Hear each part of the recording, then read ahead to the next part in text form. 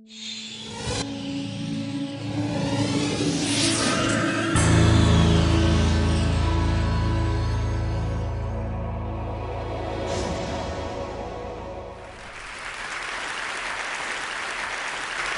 wanted to give you 4 specific examples that I'm going to cover at the end about how a product called Silk tripled their sales by doing one thing, how an artist named Jeff Koons went from being a nobody to making a whole bunch of money and having a lot of impact, to how Frank Gehry redefined what it meant to be an architect, and one of my biggest failures as a marketer in the last few years, a record label I started that had a CD called Sauce. But before I can do that, I got to tell you about sliced bread and a guy named Otto Rohwedder. Now, before sliced bread was invented in the 1910s, I wonder what they said, like the greatest invention since the telegraph or something. But this guy named Otto Rohwedder invented sliced bread. And he focused, like most inventors did, on the patent part and the making part. And the thing about the invention of sliced bread is this, that for the first 15 years after sliced bread was available, no one bought it, no one knew about it. It was a complete and total failure. And the reason is that until Wonder came along and figured out how to spread the idea of sliced bread, no one wanted it. That the success of sliced bread, like the success of almost everything we've been talking about at this conference, is not always about what the patent is like or what the factory is like. It's about, can you get your idea to spread or not? And I think that the way you're going to get what you want or cause the change that you want to change to happen is you're going to figure out a way to get your ideas to spread. And it doesn't matter to me whether you're running a coffee shop or you're an intellectual or you're in business or flying hot air balloons. I think that all this stuff applies to everybody regardless of what we do. That what we are living in is a century of idea diffusion. That people who can spread ideas, regardless of what those ideas are, win. And when I talk about it, I usually pick business because they make the best pictures that you can put in your presentation and because it's the easiest sort of way to keep score. But I want you to forgive me when I use these examples because I'm talking about anything that you decide to spend your time to do. At the heart of spreading ideas is TV and stuff like TV. TV and mass media made it really easy to spread ideas in a certain way. I call it the TV industrial complex. And the way the TV industrial complex works is you buy some ads, interrupt some people, that gets you distribution. You use the distribution you get to sell more products. You take the profit from that to buy more ads. And it goes around and around and around, the same way the military industrial complex worked a long time ago. That model of, and we heard it yesterday, if we could only get on the homepage of Google, if we could only figure out how to get promoted there, if we could only figure out how to grab that person by the throat and tell them about what we want to do, if we could do that, then everyone would pay attention, we would win. Well, this TV industrial complex informed my entire childhood and probably yours. I mean, all of these products succeeded because someone figured out how to touch people in a way that they weren't expecting, in a way they didn't necessarily want, with an ad over and over and over again until they bought it. And the thing that's happened is they canceled the TV industrial complex. That just over the last few years, what anybody who markets anything has discovered is it's not working the way that it used to. This picture is really fuzzy. I apologize. I had a bad cold when I took it. But the product in the blue box in the center is my poster child. Right? I go to the deli. I'm sick. I need to buy some medicine. The brand manager for that blue product spent $100 million trying to interrupt me in 1 year. $100 million interrupting me with TV commercials and magazine ads and spam and coupons and shelving allowances and spiffs. Also, I could ignore every single message. And I ignored every message because I don't have a pain reliever problem. I buy the stuff in the yellow box I always have. And I'm not going to invest a minute of my time to solve her problem because I don't care.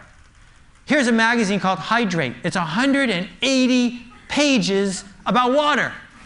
Right? Articles about water, ads about water. Imagine what the world was like 40 years ago when it was the Saturday Evening Post and Time and Newsweek. Now there are magazines about water. New product from Coke Japan, water salad. Okay? Coke Japan comes out with a new product every 3 weeks because they have no idea what's going to work and what's not. This, I couldn't have written this better myself. It came out 4 days ago. I've circled the important parts so you can see them here. They've come out, Arby's is going to spend $85 million promoting an oven mitt with the voice of Tom Arnold, hoping that that will get people to go to Arby's and buy a roast beef sandwich. Now, I want you to try to imagine what could possibly be in an animated TV commercial featuring Tom Arnold that would get you to get in your car, drive across town, and buy a roast beef sandwich. You know, this is Copernicus, and he was right when he's talking to anyone who needs to hear your idea. The world revolves around me. Me, me, me, me, me, my favorite person, me. I don't want to get email from anybody. I want to get me-mail.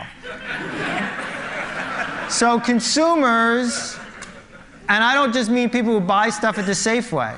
I mean people at the Defense Department who might buy something, or people at, you know, the New Yorker who might print your article. Consumers don't care about you at all. They just don't care. Part of the reason is they got way more choices than they used to and way less time.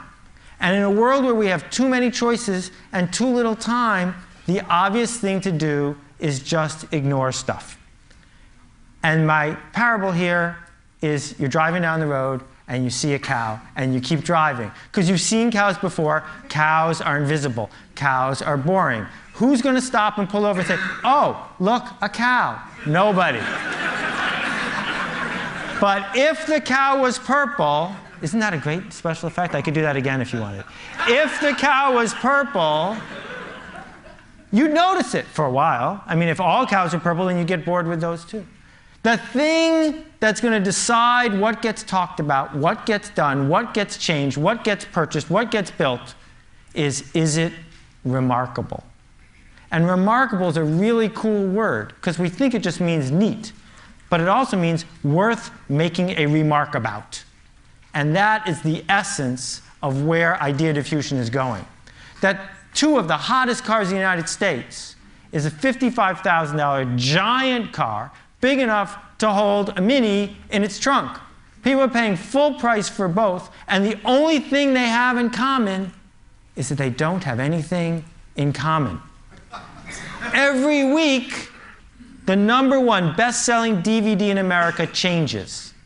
It's never The Godfather, it's never Citizen Kane, it's always some third-rate movie with some second-rate star. But the reason it's #1 is because that's the week it came out. Because it's new, because it's fresh, because people saw it and said, I didn't know that was there, and they noticed it. Two of the big success stories the last 20 years in retail. One sells things that are super expensive in a blue box, and one sells things that are as cheap as they can make them. The only thing they have in common is that they're different.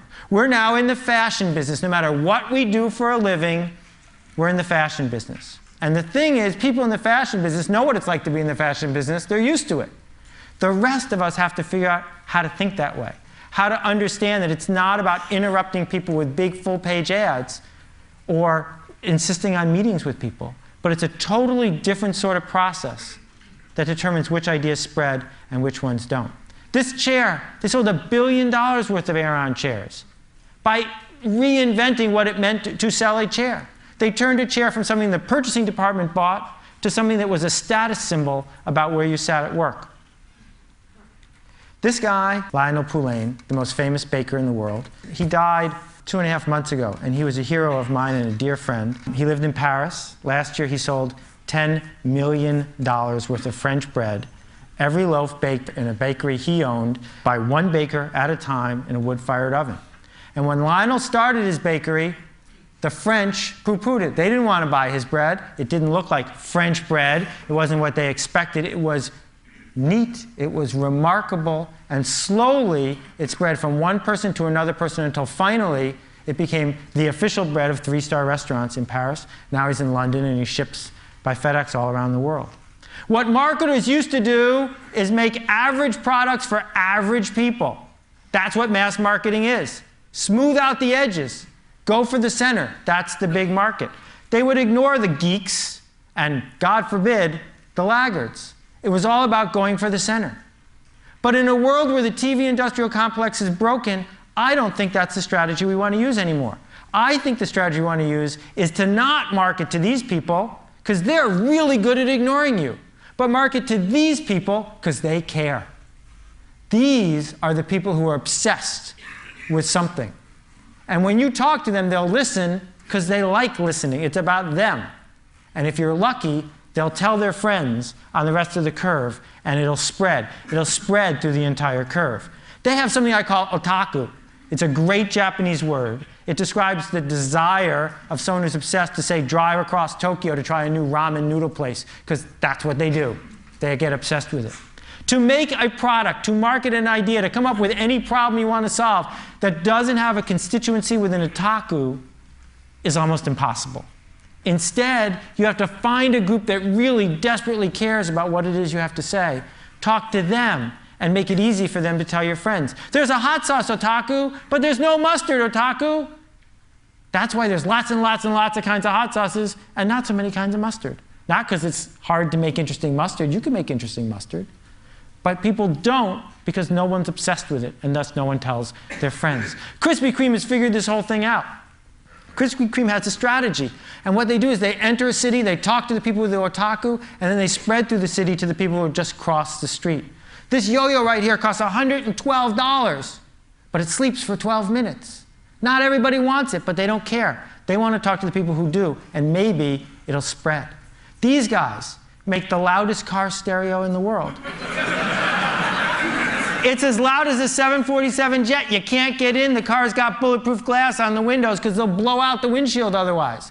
But the fact remains that when someone wants to put a couple speakers in their car, if they've got the otaku or they've heard from someone who does, they go ahead and they pick this. It's really simple. You sell to people who are listening, and maybe, just maybe, those people tell their friends. So when Steve Jobs talks to 50,000 people at his keynote, right, who are all tuned in from 130 countries watching his 2-hour commercial, that's the only thing keeping his company in business, is that those 50,000 people care desperately enough to watch a 2-hour commercial and then tell their friends. Pearl Jam, 96 albums released in the last 2 years. Everyone made a profit. How? They only sell them on their website. Those people who buy them on their website have the otaku, and then they tell their friends, and it spreads, and it spreads. This hospital crib costs $10,000, 10 times the standard. But hospitals are buying it faster than any other model. Hard candy nail polish doesn't appeal to everybody, but to the people who love it, they talk about it like crazy. This paint can right here saved the Dutch Boy Paint Company, making them a fortune. Cost 35% more than regular paint, because Dutch Boy made a can that people talk about, because it's remarkable. They didn't just slap a new ad on the product, they changed what it meant to build a paint product.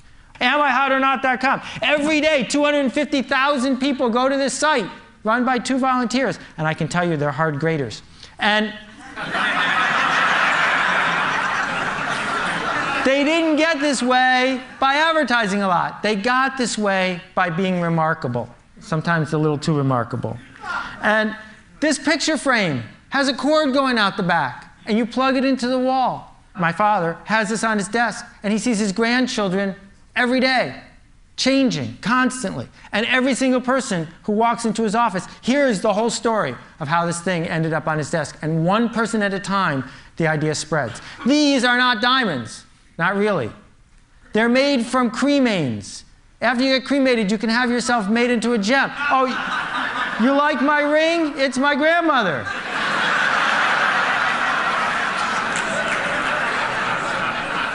Fastest growing business in the whole mortuary industry. But you don't have to be Ozzy Osbourne. You don't have to be super outrageous to do this. What you have to do is figure out what people really want and give it to them. A couple quick rules to wrap up. The first one is design is free when you get to scale. And the people who come up with stuff that's remarkable more often than not figure out how to put design to work for them. Number 2, the riskiest thing you can do now is be safe. Procter & Gamble knows this. Right? The whole model of being Procter & Gamble was always about average products for average people. That's risky.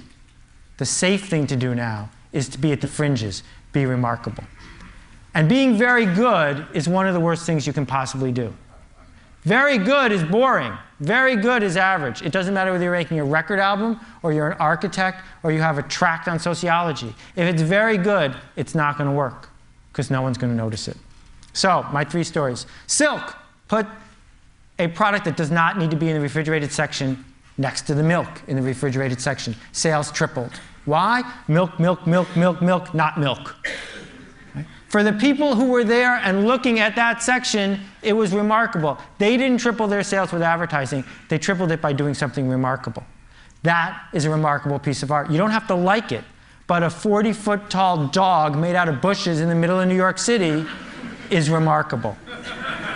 Frank Gehry didn't just change a museum, he changed an entire city's economy by designing one building that people from all over the world went to see. Now, at countless meetings, at the Portland City Council or who knows where, they say, we need an architect. Can we get Frank Gehry?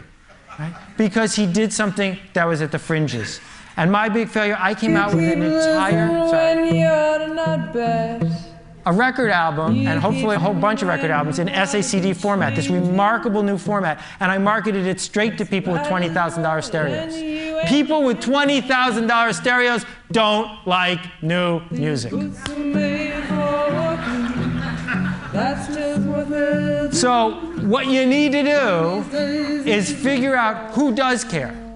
Who is going to raise their hand and say, I want to hear what you're doing next, and sell something to them. The last example I want to give you, this is a map of Soap Lake, Washington. As you can see, if that's nowhere, it's in the middle of it.